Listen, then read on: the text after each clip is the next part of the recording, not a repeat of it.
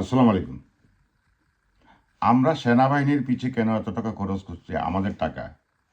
একজন সেনা অফিসার তৈরি করতে কোটি কোটি টাকা খরচ হয়।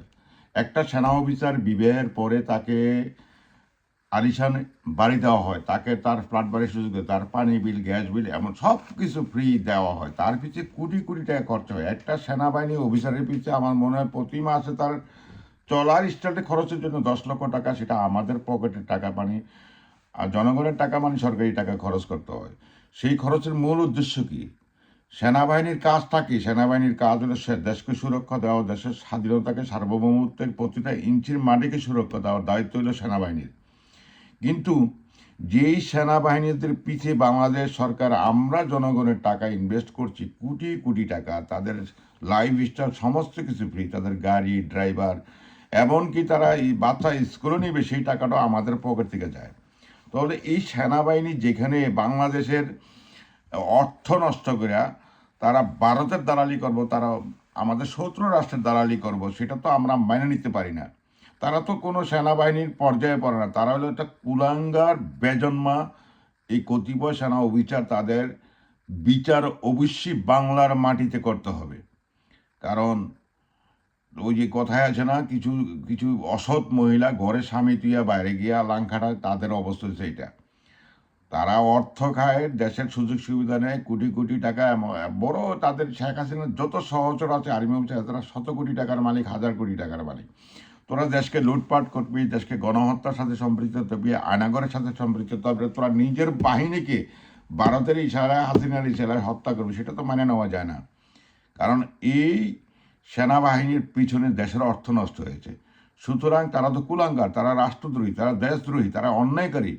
সুতরাং এইসব কে লেফটেন্যান্ট জেনারেল, কে মেজর জেনারেল, কে কর্নেল, এইসব তো বিচার লাভ নেই। অপরাধী অপরাধী, তাকে তাকে বিচার করতেই হবে।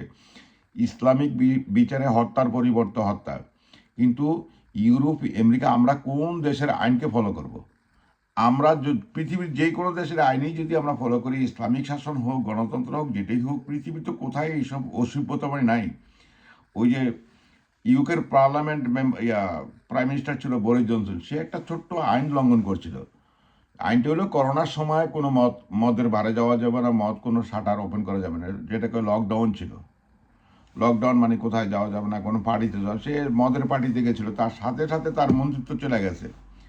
তো আমরা পৃথিবীতে যদি সব সেন্সিটিভ ব্যাপারের বিচার হইতে পারে পশ্চিমা বিশ্বে, ইসলামিক দেশে, তাহলে এইসব চোর ডাকাত, চোরটাদের বিচার কেন হবে না? লুটপাটকারী কেন বিচার হবে না? এত গরিমসি কেন? তারা কারা? সব সম্মান বাংলাদেশে এলে চোর চোরটাগো, যারা রাজনীতিবিদ, যারা আকাম করবো, চুরি করবো, ডাকাতি করবো, মিলিয়ন টাকা পাচার করবে, হেরা মাফ, বেগুচুর খালাস। আর্মিও বিচার, আমলা হইলে বেগুচুর খালাস। এইটি কোন রাস্তা ভাই? এইটির থেকে তো আমরা, এই বৈষম্যর থেকে আমরা বাঁচতে হবে, এই দেশকে উদ্ধার করতে হবে। সে যে একজন হত্যাকারী, সে হত্যাকারী, যে লুটপাটকারী, সে চোর ডাকাত, তার বিচার করতে হবে। যে রাষ্ট্রদ্রোহী, যে দেশের তথ্য বিদেশে পাচার করে, তার বিচার করতে হবে। এত গরিমসি কেন? কি অবদান রাখছে তারা? তারা কি অন্য দেশের সাথে যুদ্ধ করছে? তাকে মুক্তিযোদ্ধা?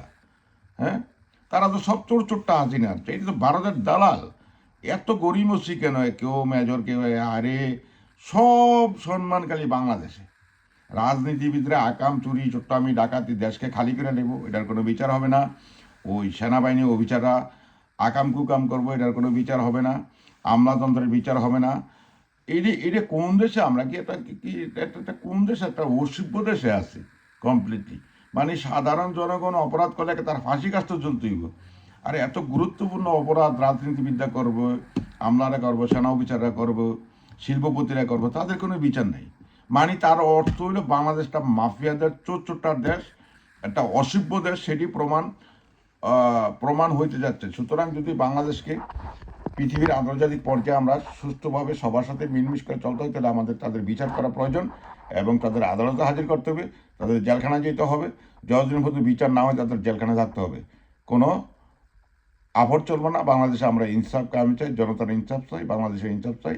এই ইনসাফ ছাড়া একটা দেশ চলতে পারে না, দেশের সভ্যতা আসতে পারে না। বাংলাদেশ জিন্দাবাদ, ইনকলাব জিন্দাবাদ।